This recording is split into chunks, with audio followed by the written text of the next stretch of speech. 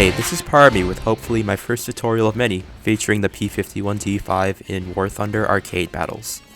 This video is heavily inspired by a tutorial that a certain YouTuber called Longshot made several years ago of the same plane, in which he describes the D-5 as an underpowered, fragile, clumsy matchbox that in his words is a plane for masochists. I agree. The D-5 is a high-risk, low-reward vehicle in terms of pure results.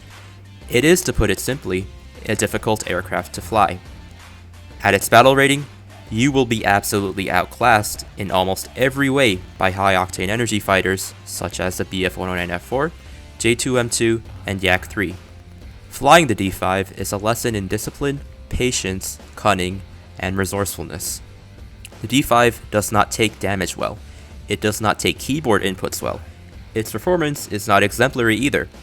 It loses far too much speed in maneuvers, especially if you use a lot of rudder.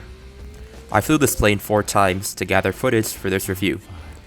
Here are the results: 5-1, 14-0, 17-0, and 17-0, for a total of 53 kills and 1 death, and a KPF, or kills per flyout, of around 13. Based on these results, you'd be willing to bet that I've been lying to you and this plane is absolutely fantastic. However, these results are definitely not representative of what I normally experience in the D-5, because I can say for sure that I was a sweaty tryhard for the duration of my recording session. If anything, these matches are proof that you can make this plane work, but you'll have to stay super focused.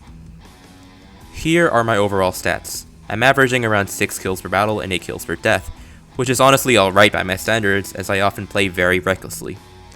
What I want you to notice about these stats is how close my kills per death, or KD, is to my kills per battle.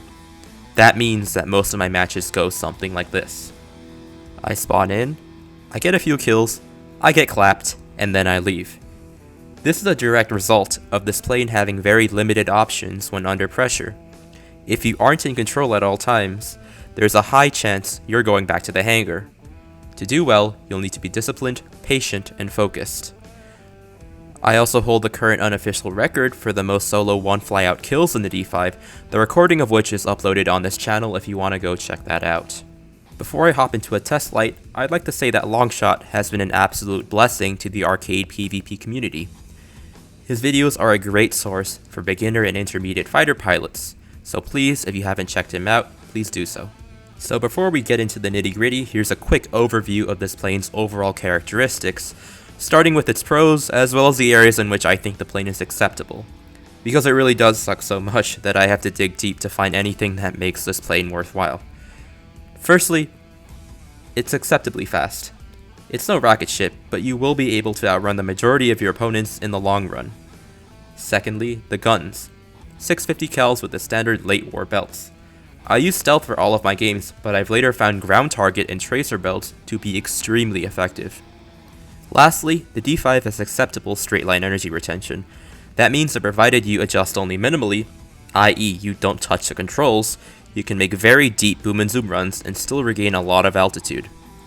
Unfortunately, all of the D-5's measly advantages turn to dust when you touch your keyboard. The plane's elevator and rudder are unbearably sloppy at everything but the highest speeds, which is too bad because most of the time, you won't be going that fast. This messiness is especially apparent closer to stall speed, as you can see here. The plane just refuses to follow where my mouse is going at this point. Now to the rudder. Look at how uneven the output is. The plane jerks to the side instead of responding to my rudder input with a smooth turn. The rudder also has a tendency to turn past the input, which in practical terms means that when you ask your plane to stop turning, it's not going to stop turning. Don't even bother trying to rudder switch in this plane unless you have no other option. It's incredibly hard to control that overturning of the rudder, and if you aren't careful, the D-5 will just end up becoming a frisbee. Because of this inherent sloppiness in your controls, your advantages, speed, armament, and energy retention, can quickly turn into disadvantages. As soon as you touch your elevator and rudder controls, you will lose all of your speed and energy. I also find that using rudder in turns saps your energy dramatically, more than just turning with full elevators, so I often refrain from using rudder unless I really have to. The unpredictability of the plane's pitch and yaw outputs means that aiming your guns are always a chore. Following a target while maneuvering is extremely difficult, as you'll constantly have to fight it to stay on target. Unfortunately, sloppy elevators and rudders are the norm for many American fighters.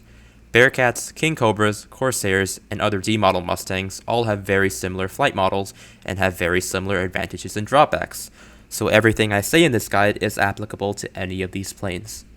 In conclusion, the P51 D-5 is an experience in cock and ball torture. With this plane, there is all the pain and absolutely no gain. If you don't want the challenge of flying a plane with absolutely no discernible advantages, one that will struggle to complete even simple maneuvers, I suggest you go fly something else. However, if you want a masterclass in discipline, energy management, and patience, by all means, give this plane a try. So first, this was my only death. I get completely blindsided by this P51 and I manage to dodge him I don't know how. And here I reflexively try to climb, but all of my speed is gone and he can easily loop over and get me, so I have to dodge, and here I cannot follow that. So I have to pitch down and try to get out of his guns as quickly as possible and gain some distance. So I'm just going to keep diving, and I'm wiggling around trying to pull his aim off, and I'm going to take a couple shots at this P51, but he pulls off, so now all of my attention is on this diver, and here I try to reverse him, which was a horrible mistake because now I'm so slow and so clumsy, and it's honestly no problem for the spawning bomber underneath me to set me alight.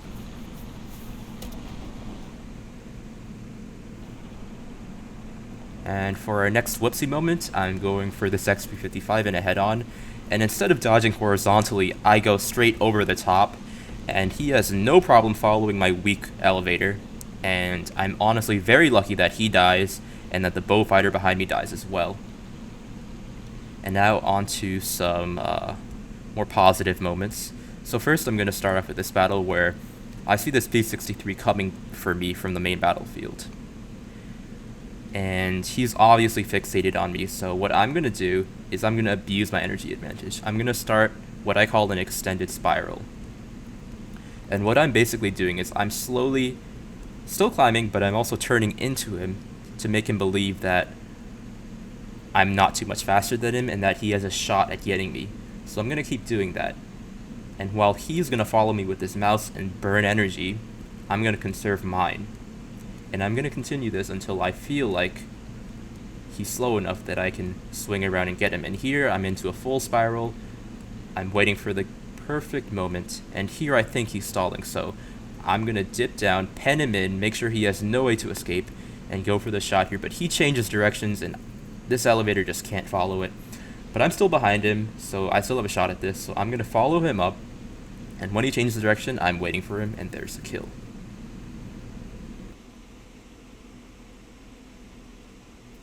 So for our next engagement, I'm trailing the P63 pilot Chicken Coop, who's respawned in a P39, and I see that two people just spawned right in front of me, so I'm into a straight vertical climb. Of course I make sure no one's above me, and the yak's taking the bait, so here I'm going to just start a very standard stall trap. I'm watching Chicken Coop, he's not turning around yet, so here I can engage, and I'm trying to get behind him to make him flip over and lose even more energy, and right there he stalls. And you can just see this horrible rudder sway, but I can get my nose around in time, and he dies. And Chicken Coop has noticed that I've been distracted, and he's turning around now. So here I am. I know that I have the better armament, but he has a better plane, so I'm going to go straight for the head-on, full commit, and 2 fires. So here I can just dodge him, and to make sure he can't swing around on me, I'm just going to wing over, and that'll be the end of him. And here I see some fresh meat from the spawn. There's a MiG-3. I have the better gun, so I'm just going to take the head on, shoot a burst off, and he's on fire. So I'm just going to dodge around him. He doesn't get the shots, and that'll be the end of him as well. So straight on to the next target, the spawning bomber. I'm going to start aiming for his right wing there, just aiming off center so I can chop it off, and notice just how much my reticle is swinging around there. This plane is just not very accurate at all, but I can get the kill, and that's it. Next engagement, Chicken Coop's back, P39 full commit head on, same idea. I missed the first burst, but I can see that he's not on target either, so I'm going to take that second burst. I take him out in the Mirage, and he bites the dust again. Here I am spiraling above him, making sure he doesn't get the shot again. And for our next engagement, there's a bit of nuance in this. I'm following this yak around, but here I notice that Chicken Coop's coming back in his P47, and here I'm going to pretend I'm not interested, and right here I'm going to swing around and I get the kill here. So I want you to notice some things here. So the reason why I didn't go straight for him is because I noticed that he was going quite slow. And I know that the P47 can't pull hard turns at low speeds. So instead, I waited until he was at an inconvenient angle and slow enough that I could just swing around and get him with my superior speed. And now the spawn's clear. No one spawned for a while, so I'm just going to go on a boom and zoom dive. I'm bored. And this J26 is my target. And I have no problem catching up to him. This plane is really fast in a dive, as you can see. And here he swings around. And I have no problem following that shot.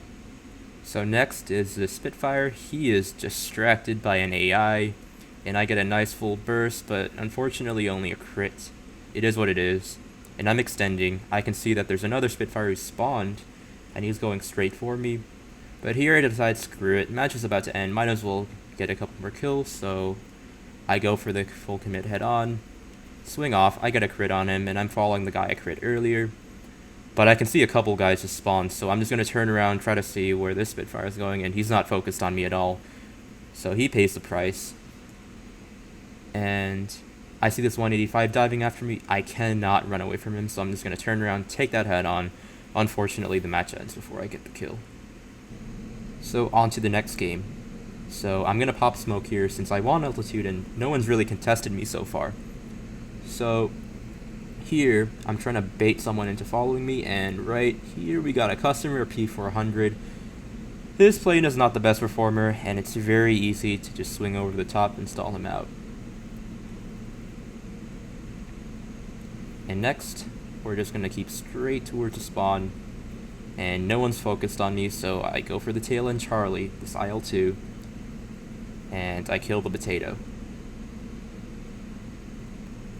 So we're going to fast forward a bit. Right here, after a failed dive, I have two people who are following me. And right here, I'm going to swing over. I know I'm safe here. And I'm going to make them increase their climb angles by making them go straight vertical. Going to swing to the side a bit to throw off the Focke-Wulf's aim. And it's honestly trivial to just swing over the top and catch him just as he stalls. And now onto the P38, who's trying to force himself up. That's a huge mistake in a heavy plane like that. And he dies as well. So in this next engagement, notice that P39, he's going to cause me a lot of problems later on. But at this point, I still see him and I think he looks interested. But here I just glance away and honestly I just forget about him. So I look around and I don't see him anymore right here, so I think that's my free ticket, but turns out he was climbing off out of screen, out of my sight. And right here I'm just doing this elementary stall trap on this P40 just like every single other kill. Easy. But then there he is. He pops up and I'm in trouble. Luckily he's a P39, so unless that 37 hits, which probably won't, he's not going to do that much, I'm just dolphin diving. Usually I would also wiggle my rudder here, but this plane loses so much speed when you rudder turn that it's really not worth it. And because I've been flying so conservatively, thankfully, I have the speed to just carry me out of that situation, and I am way out of guns range at this point. And considering that he's the only guy around, I'm just going to bide my time and wait until I think I can manage to turn and still get a head-on in. And right here, this is when I do it. There's a lot of rudder sway, and I manage to get my guns around, and boom, he's on fire and he's dead. And for our next engagement, right here, I just tabbed out for a bit, so I found I'd wandered quite a bit away from the spawn. So I think, screw it, let's go for a boom zoom run. This guy, this Ta 154, is right in front of me, so I'm just going to start a shallow dive. And right here I tab out again. I had some people calling me, so but back into it. Long burst, no sauce there, but he turns, gives me the flat side of his plane, and I just light him up, but turns out he's super tanky, and there's a lapse there. I get super frustrated and I'm following him, and boom, there's 2 people now. So I have to take that head on, take the next head on. And I put myself into a climb. I know I can follow this loop. And I try to get a desperate shot on this guy, but he pulls off. So now I'm in big trouble. So I need my speed. So I'm just going to turn down underneath the F1. And I'm going to challenge his Corsair. He was trying to land, so I get an easy shot on him. Now it's me and that 109. And I have to flat turn here. I can't loop around because I need to stay fast. And obviously he outturns me. But here, so I just turn underneath his guns, turn up, get his aim off. And right here, instead of following that loop, I do the unexpected, change directions, keep going up. And now he's lost me. He's discombobulated. And my teammates are on him. And now I'm the one in charge. And I get a nice burst onto him, and he's down. So on to the next game here. I'm just climbing, just chilling. There's no one around for now. And I have Flying Yeezy as a random teammate. I'm checking his scorecard, and he seems quite decent, so I think I'm going to try to work with him here. And boom. Jesus. There are a lot of climbers, so I want nothing to do with that. This plane would just instantly die. So I think it's safe enough to kind of turn back into the battle and go for this fire crest here. Fast forward a bit. This guy is either AFK or blind, so nope, he's just blind. He dies. And taking a look to my left, looks like almost everybody's down to the deck. There's only this guy, Merrick, and his 109 left. So I ping him to let Yeezy know that he's coming for us. And Yeezy, being in the superior plane, the Swedish 109 essentially, goes to engage Merrick, which leaves me free to just extend. And right here, obviously, I'm not going to abandon Yeezy right now. I'm just going to climb up the side and wait and see if I can get Merrick slow, but looks like Yeezy has it in hand. He's chasing that 109 around, so I'm just going to continue and mind my own business. So right now, there's this Mustang who would make a good target, but this V25 wants to kill me, so I need to swing off and take that head on. Swing around the top, super awkward. I briefly think about following him in that loop and going for his tail, but I'm too slow and I decide against it. So I'm just going to extend, wait to see what Merrick is doing. He's following me, so good thing I didn't turn around after that V25. And back to hovering over the spawn, keeping an eye on Merrick, of course. And the next customer is his J21. So making sure no one's around to ruin my fun. Very simple stall trap. Swing it around. He's too slow to do anything. And nice long burst. He's down. So fast forward a bit. That Mustang was not going anywhere. I don't know what he was doing. So he goes down as well. Merrick's still around, but he's proving to be very elusive, and he's keeping his energy very well. So, even though I don't condone it, and I hate 109s who play like that, you know, good on him. Gonna check his stat card real fast, and my suspicions are confirmed. He is an uber tryhard. So, just gonna let him do his thing, and if he comes for me, he comes for me. Can't really do anything about it. Just gonna keep an eye on him. And hopefully Yeezy will take him out, because against a 109 with an altitude advantage, there's nothing I can do. So right now, there's this Typhoon. He's blind, and there's no way he's going to turn into me, so quick and easy shot. This J21's also coming for me. I already killed him once. So here, I'm thinking about making a long, extended spiral over him, but I can see he's catching me, so this is getting desperate. I decide that instead of taking my chances, I'm going to swing right over the top. Going to go into a snap roll and continue that heading so I can kind of expedite that stalling process. And there's no way he can follow me. He's going to turn down, so I'm going to follow him. And I get a nice burst here. A bit short. I only get his tail section. And I freak out about the Typhoon here. I thought he was going for me, but he's not. So back onto the J21. And one burst later, he's down. Just taking a look. Next target is the Spitfire. So just going to swing over the top again. Just like a lot of other engagements. Sorry about that. but Spitfire's taking the bait, and this Typhoon's coming back as well. Now the Typhoon's pretty slow, so I think that I can pull a shot off on the Spitfire before the Typhoon gets to me, so I do just that.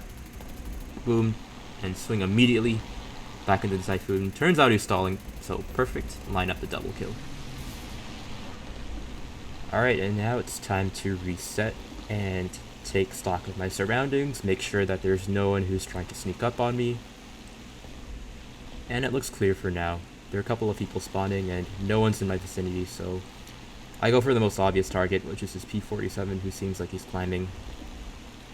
And I'm also taking note of what allies are around. I see that Yeezy's around as well, so if these two guys, I'm keeping an eye on the Spitfire and the P47 to make sure they're not going to pull any monkey business with a low yo-yo. And looks like they will be, so I'm going to ping them. And Yeezy saw my battle chat, and now he's on it. So I'm just going to keep straight. I was thinking about going for the Halifax, but if I turn in that way, the P47 might get a shot, so for now I'm just going to bait for Yeezy. And he manages to knock out both of them, so that's perfect. And we're not going to waste any time. We're just going to go straight for the next target, which happens to be this climbing Hurricane. So just going to line up a long deflection shot on this dude.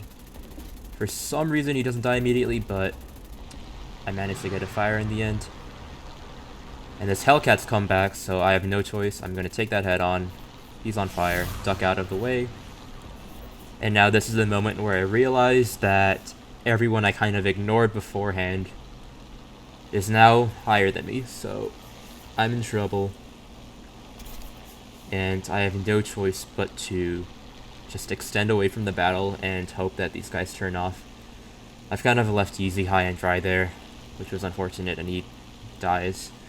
So now I'm all alone, and there's a bunch of people above me, behind me, and I have nowhere to go but back towards my side of the battle. And this is where I realized that I'm not really heading straight towards the spawn, so I'm going to change my heading. And the reason why I do this is because if these guys are truly committed and keep tunnel visioning and following me, they're going to end up tangling with my allies who are just freshly spawned and they'll die. Luckily, the Hellcat that I set on fire, who put out the fire, has turned around and he gets knocked out by the 109, so the only person around me who poses even a remote threat is that P47. Oops, I see the Halifax who I ignored earlier. And he dies, so let's forget about him again. And I'm just going to keep extending. If I turn around, I'm toast basically at this point because of that Focke-Wulf who's pretty high, but I decide, okay, the P47 has dived a bit, so I can make this gamble. So I take this head on. I was not expecting the head on, but it is what it is. Just gonna turn above him and keep pitching down because I'm wary of that Focke-Wulf, but I really want this kill. And P47 dies. I turn down immediately again. Good thing I did. The Focke-Wulf was going on a diving run, so I'm still safe now. And now I have all the time in the world to just follow this Focke-Wulf around and try to get some shots on him. My aim's all off.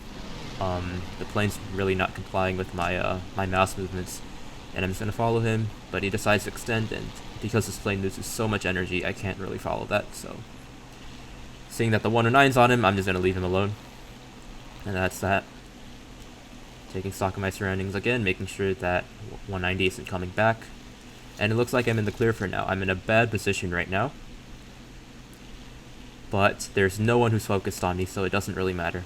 So here I can either side climb or I can kind of be more aggressive and head towards this kind of small mid-altitude furball that's happening.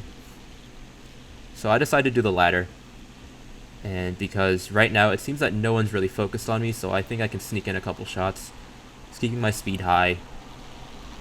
And here I make a mistake. My target selection's way off. I go for this 109, even though the Spitfire's heading towards me. So, by tunnel visioning on this guy, I made a huge mistake, and I'm very lucky that that Spitfire didn't go for me. But thankfully, he didn't, and now I have a good opportunity to put a crit on him. lay a couple shots, and I keep following him because I realize that I haven't looked around for a while and I know I'm in a dangerous spot, so I take that opportunity to follow the Spitfire and sidle off the edge of the map. Just turning around, making sure I'm facing my spawn. There's no one around, so I'm going to make another run. Yep, just double checking. That Spitfire looks... Nope, he's dead. And now my speed's pretty high. I can go for the Spitfire here, but I changed targets immediately, seeing that the P63 is the tail end Charlie here, and he'd probably shoot me up. And here I see that the Spitfire was falling before it died, so that gives me free reign to follow this P63 instead of worrying about that Spitfire coming up for me. And so I take full advantage of that and kill him. And now I take a look around, making sure that I'm not going to get surprised. And it's back to extending towards my spawn to make sure I'm safe. So I'm going to keep up with this theme of kind of being really careful, but also really aggressive. Just taking note of everyone around me and making sure I don't get surprised while I do these stupid things that honestly are not optimal in this plane. So I'm just going to turn around for a bit because I'm worried about all these people who are high above me. And I can see that this 109 might be a good target. He's a bit far, so that's a bit of a stretch. But seeing that there's a bunch of people who are heading towards the main battlefield straight from the spawn, they're going to be high on energy and very scary. So right now I'm just kind of hovering around the edge of the core of the battlefield and waiting for an opportunity to either get some stragglers or some people who are distracted so that I can swoop in and get some kills by blindsiding them. So here I can just bide my time and wait to see how this battle pans out, and I can see that there are a bunch of people diving down, but I also see this Corsair who's coming straight for me, so I'm going to turn away and just keep safe here. The Corsair turns off, so it's back into this. And looking up, these guys aren't focused on me at all. And here I see this P47 has kind of split off from the rest of the pack, and I can get a shot on him and still remain safe, so this is exactly what I do. Just go on a quick run, knock him out, and then it's back to extending. As you can see, I'm completely safe, and all of these guys who were also part of this kind of lemming train have neither the inclination nor the energy to follow me, so it's back over. And I'm going to kill this distracted Spitfire. Last minute head on. He didn't do anything. This guy comes for me. I have to take that head on. He gets crit as well. Not optimal, but I'm really close to my airfield, so I can take that gamble and still be fine. And this guy's on fire. He's dead. Or at least I thought he was dead. But he still has full control of his plane, and he's shooting me up. But this P51's heading my way, and I have to focus on him first. He notices me too late, and now he's dead. So that's basically the entire furball dealt with. And because my engine's completely knocked up, and I'm really close to my airfield anyway, it's time to land and just relax. The match lasted quite a bit after that, but nothing really important happened, except for that clip at the beginning where I showed the failed head-on on the XP55. So I think it's time to close this video off with a couple of remarks. And what I really want to say is that this guide wasn't just about the D5. This is more of an all-around commentary on how to fly planes like the D5. Planes that don't necessarily underperform, but have really questionable flight characteristics that put them at an innate disadvantage against their competitors. And to successfully fly planes like these, you need to be careful. You need to know exactly what kind of position you're in and what kind of position the enemy's in, so that you can abuse every single advantage you have and to cover for every single disadvantage you have. So if you keep your situational awareness high, your energy high, and have the ability to know when to engage and when not to engage, there is no reason why you shouldn't do pretty well on these planes. So with that, again, this is Parmi, and thank you for listening in, and I hope you learned something. And I'll catch you in the next video I make. It'll either be a montage or another guide. We'll see. But hopefully you guys have a newfound appreciation for planes like these. and I'll be seeing more of you guys flying these planes out and thoroughly enjoying them just like I do. Peace out.